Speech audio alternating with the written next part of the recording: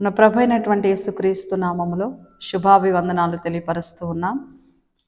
ఈరోజు దేవుని వాగ్దానమును మనం చదువుకుందాం. పరిశుద్ధ గ్రంథం నుంచి దావీదు కీర్తనలు 9వ అధ్యాయము 1వ వచనాన్ని మనం చదువుకుందాం.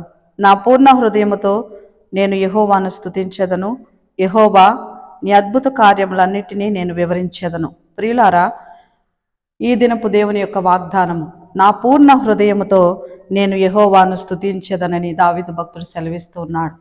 మనము వేకుజామునే లేచి దేవుని నామాన్ని స్తుతిస్తున్నామా లేదా? మరి బైబిల్ చదువుకుంటున్నారా లేదా?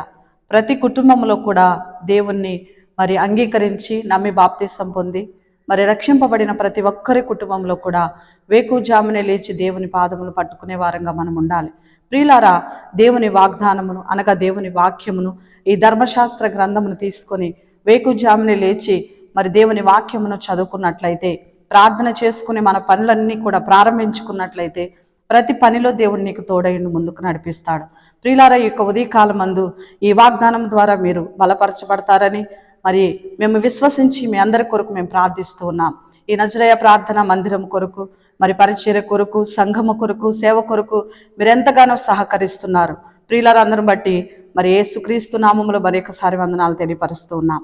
ఈ వాగ్దానం ఎత్తి ఈ దినమంతా కూడా మీరు ప్రార్థనలో జ్ఞాపకం చేసుకుని ప్రార్థనా పూర్వకంగా ముందుకు వెళ్ళాలని మేము ఎంతగానో ఆశ కలిగి మీకు ఈ యొక్క వాగ్దానాన్ని అందించాలని ఆశపడుతూ ఉన్నాం.